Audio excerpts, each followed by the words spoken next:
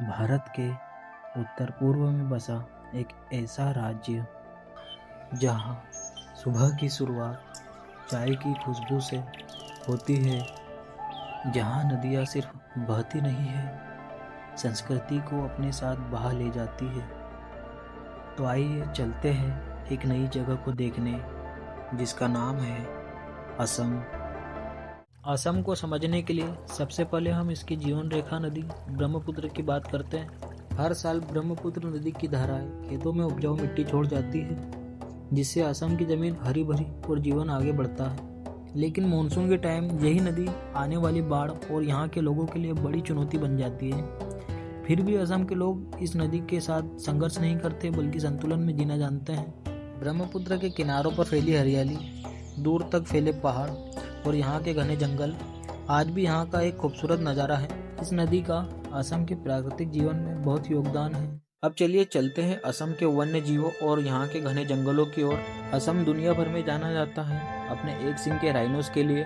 Kaziranga national park सिर्फ असम का वन्य क्षेत्र नहीं, बल्कि यह नेचर, कन्वर्सेशन और बैलेंस का एक जीता जाता एग्जाम्पल है। यहाँ के खुले मैदानों में और घास के जंगलों में हाथी शांति से घूमते हैं, बाघ अपनी दुनिया में जीते हैं और हिरन इस जमीन की खूबसूरती को और बढ़ा देते हैं। आसमान में उड़ते हुए कई देसी और विदेशी पक्षी असम की इस बायोडाइवर्सिटी को दर्शाते हैं। ये जंगल सिर्फ वाइल्ड लाइफ का घर नहीं, यह हमें याद दिलाता है कि अगर इंसान चाहे तो प्रकृति के साथ संतुलन में जीना मुमकिन कर सकता है। लेकिन असम की पहचान सिर्फ जंगलों तक सीमित नहीं है। इस जमीन की असली रूह होती है यहाँ के लोगों में, उनकी जिंदगी, उनकी मेहनत और उनकी मुस्कान में। असम एक ऐसा राज्य है जहाँ कई कम्युनिटीज मिलकर एक साथ खुशी से अपनी जिंदगी को आगे बढ़ाते हैं। यहाँ असीमीज, बोडो, मिसिंग, कर्बी और कई ट्राइबल कम्युनिटीज सालों से एक साथ रहते आई है। लाइफ स्टाइल और लैंग्वेज थोड़ी डिफरेंट हो सकती है, लेकिन नेचर के लिए रिस्पेक्ट, संस्कृति की प्रतिष्ठा और लाइफ को जीने का तरीका सब में एक जैसा है। और यही डाइवर्सिटी असम को सिर्फ स्पेशल राज्य नहीं, बल्कि भारत के सभी राज्यों में एक यूनिक राज्य बनाती है। और जब इतनी डाइवर्सिटी एक जगह साथ आती है तो उसका सबसे ब्यूटीफुल एक्सप्रेशन हमें असम की कल्चर, डांस और फेस्टिवल्स में दिखाई देता है। बिहू असम की आत्मा, ये सिर्फ एक फेस्टिवल नहीं, बल्कि खेती की मेहनत, ऋतुओं में बदलाव और नई शुरुआत का सेलिब्रेशन है। जब खेतों में नई फसल लहराती है तो दिलों में भी एक नई एनर्जी जाग उठती है। बिहू डांस की तेज और लिवली मोमेंट हमें यह दिखाता है कि जैसे धरती खुद डांस कर रही हो। ढोल की गूंज सीधा दिल की धड़कनों से कनेक्ट करती है। पेपा की आवाज हवा में एक होप घोल देती है। फोक सॉन्ग की मिठास जनरेशन को एक साथ एक दूसरे से जोड़े रखती है। आखिर में एक ही बात समझ आती है कि बिहू केवल डांस नहीं, बल्कि असम के लोगों के कल्चर को बड़ी सहजता से प्रकट करता है।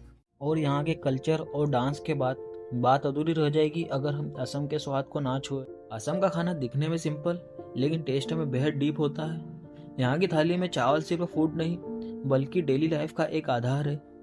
नदी से आई फ्रेश मछली, बांस की कोपलों की हल्की खुशबू और मसालों का ऐसा बैलेंस जो स्वाद को दबाता नहीं, बस उसे नेचुरली हाईलाइट करता है। और फिर आती है असम की चाय, हरी पहाड़ियों पर फैले टी गार्डन से निकली, जहाँ हर एक लीफ में मेहनत, मौसम और मिट्टी की खुशबू बसती है। यह सिर्फ एक ड्रिंक नहीं, बल्कि वर्ल्ड स्टेज पर इंडिया की पहचान बन चुकी है। लेकिन असम की पहचान सिर्फ हरियाली या नदियों तक सीमित नहीं है। इस धरती की गहराई में इतिहास की वीर गाथाएं और आस्था की सदियों पुरानी धड़कन बसती है। असम का इतिहास अहोम साम्राज्य की वीरता और रणनीति से जुड़ा है। एक ऐसा साम्राज्य जिसने करीब 600 वर्षों तक अपनी जीवित संस्कृति, भाषा और स्वतंत्र पहचान को जीवित रखा। युद्ध सिर्फ तलवारों से नहीं लड़े गए, बल्कि परंपरा और आत्मसम्मान के साथ लड़े गए। और यही भावना आज भी असम की मिट्टी में महसूस होती है। आस्था की बात करें तो कामाख्या मंदिर सिर्फ एक मंदिर नहीं, यह शक्ति, तंत्र और स्त्री ऊर्जा का एक जीवित प्रतीक है। हजारों वर्षों से यह मंदिर श्रद्धालुओं, साधकों और खोज में निकले लोगों को अपनी ओर खींचते आया है।